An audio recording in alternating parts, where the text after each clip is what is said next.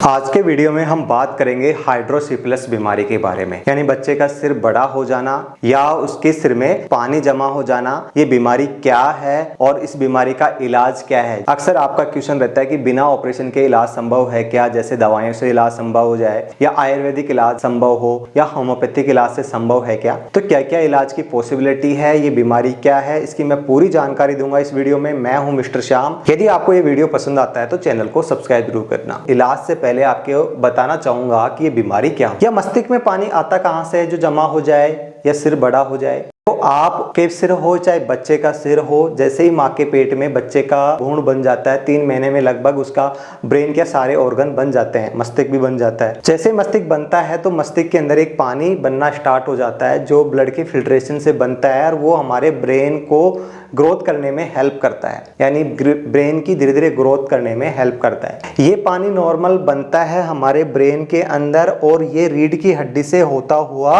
ये पीठ में यहाँ जाके एब्जॉर्ब हो जाता है, यानी यहाँ से जाता है और यहाँ एब्जॉर्ब हो जाता है, अवशोषित हो जाता है। ये होती है नॉर्मल प्रोसेस। इस फ्लूइड को बोलते हैं मस्तिष्क द्रव या मेडिकल टर्म में बोलते हैं CSF फ्लूइड। यदि ये फ्लूइड यहाँ बहुत ज्यादा बनना स्टार्ट हो जाए, समझ रहे हो, और एब्जॉर्ब तो उतना ही हो रहा है जितना, जैसे मान लो कि 100 ml एब्जॉर्ब होता है पूरे दिन भर में, पर यहाँ 200 ml बनना स्टार्ट हो गया तो यहाँ सिर में जमा होना स्टार्ट हो जाएगा पानी। या फिर यहाँ से लेके ब्रेन से लेके रीढ़ की हड्डी तक यहाँ तक अवशोषित होता है।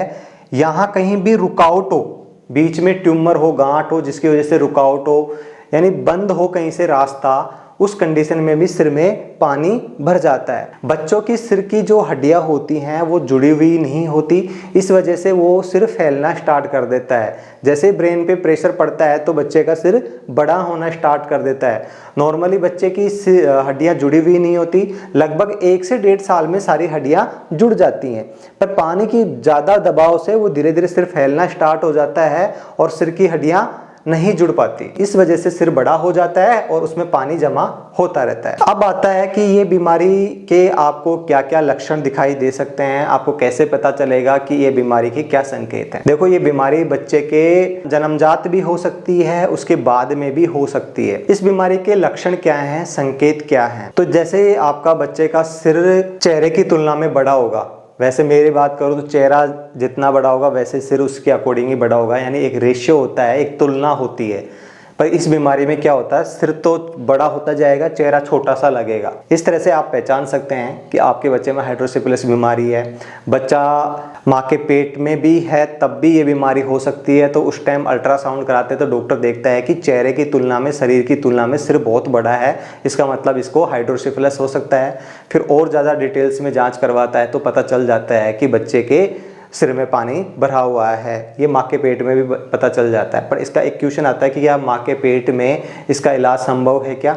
हाँ, कुछ दवाई देके देख सकते हैं, बट माँ के पेट में अंदर कोई इलाज नहीं है, उसके बाद में आने के बाद इलाज इसका करवा सकते हैं। सेकंड पॉइंट ये आता है कि इसका लक्षण को आप कैसे पहचाने। चेहरे की तुलना में सिर तो बड़ा ही होगा, साथ में अगर 1 साल से छोटा बच्चा कम है तो बहुत तेज रोएगा और उसका सिर को अगर थपथपाओगे तो मटकी के फूटे हुए साउंड जैसा ध्वनि आएगी सिर के अंदर, और बच्चा दूध अच्छे से नहीं पिएगा, बहुत तेजी के साथ वो रोएगा। तो ये देखने को लक्षण मिलेंगे। बड़ा बच्चा होगा, 1 साल से बड़ा बच्चा होगा तो उसका सिर दर्द बता सकता है बच्चा, सिर बड़ा भी होगा, साथ में उसको सीजर भी आ सकते हैं, यानी मिर्गी जैसे दौरे भी आ सकते हैं। ऐसी प्रॉब्लम आपको देखने को मिलेगी। अब आता है कि माँ के पेट में शिशु में ये बीमारी कैसे हो सकती है। मैंने बोला कि जन्मजात, यानी सिर का कहीं ब्रेन में रुकावट है, ट्यूमर है, उसकी वजह से नीचे पानी आ नहीं पा रहा। या फिर ये हो सकता है कि कुछ माँ के पेट में इन्फेक्शन हुआ हो, जैसे रूबेला का इन्फेक्शन हो सकता है, साइटोमेगालो वायरस का इन्फेक्शन हो सकता है, या टॉक्सोप्लाज्मोसिस जैसे वायरस का, इन इन्फेक्शन की वजह से भी ये बीमारी हो जाती है। इन बीमारियों में बच्चा मंदबुद्धि का भी हो सकता है, ये भी देखा गया है। जन्म के बाद भी कुछ ये इन्फेक्शन हो सकते हैं, जैसे मेनिंजाइटिस हुआ उसकी वजह से हो जाए, टीबी का इन्फेक्शन हो जाए बच्चे के सिर में, उसकी वजह से भी हो सकता है, या बच्चे के सिर में ट्यूमर बन जाए बाद में। ऐसा नहीं है पहले से ही ट्यूमर होगा, बाद में ट्यूमर बन जाए, उसकी वजह से भी ये बीमारी हो सकती है। या बाद में बच्चे के सिर में चोट लग जाए तो ये बीमारी इन वजह से ये हो सकती है। नेक्स्ट पॉइंट आता है कि इस बीमारी की हम जांच कैसे करवा सकते हैं। जैसे आपको लक्षण दिखाई दे, बच्चे को सीजर जैसे आ रहे हैं, सिर बड़ा हो रहा है, तो आप हॉस्पिटल जब भी जाओगे तो डॉक्टर को लगभग समझ में आ जाएगा कि ये बीमारी हो सकती है सिर बड़ा देखते ही, तो वो आपको MRI CT स्कैन करवा सकता है और उसमें ये भी दिख जाता है कि रुकावट कहाँ है। तो इस बीमारी की जांच कैसे करवा सकते हैं, तो जैसे उससे पहले वो आपको अगर बच्चे के माँ के पेट में ही है तो अल्ट्रासाउंड देखेगा, डीप कलर अल्ट्रासाउंड करा के देख सकता है कि ब्रेन में पानी तो भरा हुआ नहीं है। जब अल्ट्रासाउंड या CT स्कैन करते हैं तो उसमें दिखाई देता है कि बच्चे का ब्रेन है वो पानी जैसे बढ़ेगा तो उस ब्रेन को तो पिचका देगा और खोपड़ी बढ़ती हुई दिखाई देगी और चारों तरफ पानी पानी ज्यादा दिखाई देगा। नॉर्मल पानी की तुलना में बहुत ज्यादा पानी दिखाई देगा। हमारा दिमाग है वो भी सिकुड़ जाएगा। ऐसा ही नहीं है कि जो पानी है वो ऊपर ही प्रेशर लगाएगा, वो अंदर भी प्रेशर लगा रहा है, तो इस दिमाग के चारों तरफ जो पानी है वो भी इस दिमाग को भी सिकुड़ा देगा। अब आता है कि इसका इलाज क्या क्या है। आपका मोस्टली पर्पज यही रहता है कि इसका इलाज क्या है। तो इलाज के बारे में बात करूं, एक दवाई आती है एसिटाजोलामाइड। ये क्या करती है, उस पानी को वहां से लेती है और बाथरूम के द्वारा बाहर निकालती है। पर इस दवाई के साइड इफेक्ट बहुत ज्यादा है, इस वजह से लंबे समय तक ले नहीं सकते। आपका पानी को हमेशा ये दवाई तो नहीं निकाल सकती, तो दवाई पे ये इलाज परफेक्टली नहीं हो सकता। अगर कहीं रुकावट है तो फिर ये दवाई उस रुकावट को नहीं रोक सकती। देखो यहाँ से यहाँ के बीच में कहीं रुकावट है, पानी को जाने आने में कोई प्रॉब्लम हो रही है, हाँ बहुत ज्यादा यहाँ बन रहा है, तो भी उसको बनने से रोक नहीं सकती। बनने तो देगी, बस वहां से निकालने का काम करेगी बाथरूम के द्वारा। तो मैंने कहा कि इस दवाई का साइड इफेक्ट बहुत ज्यादा है तो लंबे समय तक नहीं ले सकते, इसलिए एक ऑप्शन बचता है हॉस्पिटल के अंदर इसका ऑपरेशन। अगर कहीं गांठ ट्यूमर है उसका ऑपरेशन कर दिया जाए तो वो फ्लूइड उसका ऑपरेशन कर दिया जाए, एक तो वो चीज कारण होता है। एक आता है कि पानी बहुत ज्यादा बन रहा है तो यहाँ से सिर में से एक छोटा सा पतला सा पाइप डाला जाता है छेद करके, और यहाँ से पतली सी एक नली के माध्यम से या तो छाती में लाके छोड़ दिया जाए या पेट में लाके छोड़ दिया जाए। उस वजह से वह पेट में वो पानी आ जाएगा, पेट में पानी आ जाएगा और पानी यहाँ एब्जॉर्ब हो जाएगा, तो उसको बोलते हैं VP शंट। तो ये सर्जरी से करवा के कर सकते हैं। ऑपरेशन का एक प्रॉब्लम ये है कि अगर आप उसको time to time regular hospital नहीं दिखाओगे या आप उसको नहीं पहचान पाओगे कि कहीं वो नलकी बंद तो नहीं हो गई, कई बार वो नलकी छोटी पड़ जाती है या इन्फेक्शन हो जाता है, उसकी वजह से कॉम्प्लिकेशन होके बच्चे को आप कई बार खो देते हैं। तो रेगुलर उसका चेकअप बहुत जरूरी है ऑपरेशन करवाया है तो, यानी आपको रूटीन मेडिसिन भी लेनी है, रूटीन हॉस्पिटल में जाके रेगुलर चेकअप करवाना है। वैसे तो ये नली लंबी डाली जाती है और उसको कोइल कर दिया जाता है, पेट के अंदर मोड़ के डाला जाता है, जिससे क्या हो जैसे जैसे बच्चे की लंबाई बढ़े तो ये नली भी छोटी ना पड़े। पर कई बार ये छोटी पड़ जाती है तो नली भी चेंज करना पड़ सकता है, इन्फेक्शन हो जाता है उस वजह से नली चेंज करना पड़ सकता है।